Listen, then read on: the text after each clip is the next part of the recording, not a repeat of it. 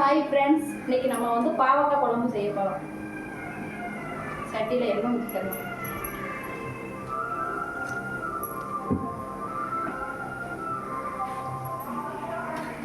பாவக்காய் வந்து எண்ணெயில் பொரிச்சு வச்சுருக்கேன். இந்த பதத்துக்கு பொரிச்சு வச்சுக்கணும், அப்போதான் கசப்பு இருக்காது.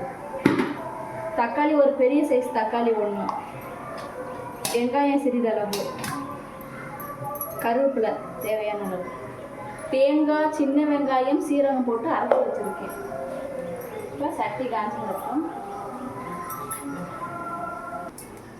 கடுகு, வெந்தயம்,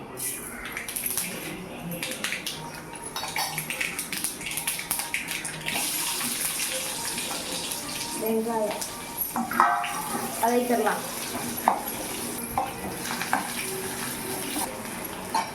இந்த பதம் வந்தோடனே கருவேப்பிலை சேர்த்துக்கலாம்.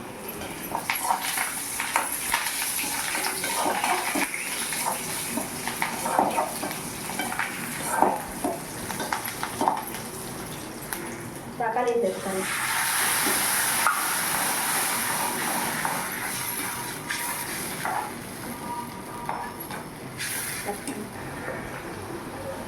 வீட்டில் அரைச்சா தனி மிளகாய் பொடி 1 ஸ்பூன்,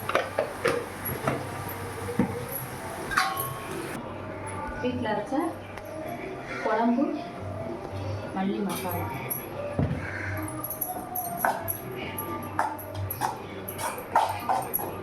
பதத்துக்கு வந்த உடனே கரைச்சி வச்சிருக்கிற புளி தண்ணி சேர்த்துக்கலாம்.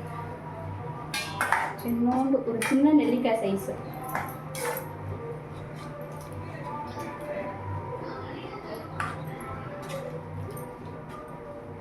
அளவு தண்ணி சேர்த்துக்கலாம்.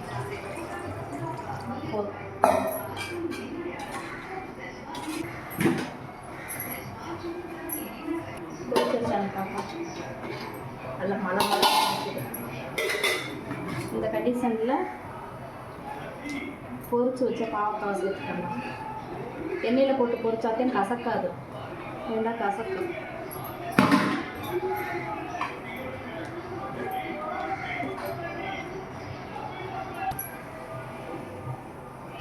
அரைச்சி வச்சுருக்க தேங்காய் உள்ள சேர்த்துக்கிறோம்.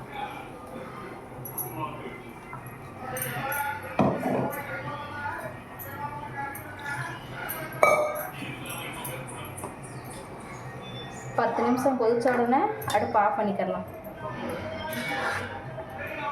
எண்ணெய் நல்லா பிரிஞ்சு வந்துருச்சு, வாசனை நல்லா மீன் குழம்பு வாசனை மாதிரியே வருது. இந்த கண்டிஷன் வந்த உடனே நம்ம ஆஃப் பண்ணிக்கலாம். அவ்வளோதான், சுவையான பாவக்காய் குழம்பு ரெடி. வாங்க சாப்பிடலாம். இந்த வீடியோ பிடிச்சிருக்கலாம் லைக் பண்ணுங்கள், ஷேர் பண்ணுங்கள், கமெண்ட் பண்ணுங்கள், சப்ஸ்கிரைப் பண்ணிடுங்க. அடுத்த வீடியோ பார்க்கலாம். மறக்காமல் பெல் ஐக்கனை ஆன் போட்டுக்கோங்க. பாய் பாய்.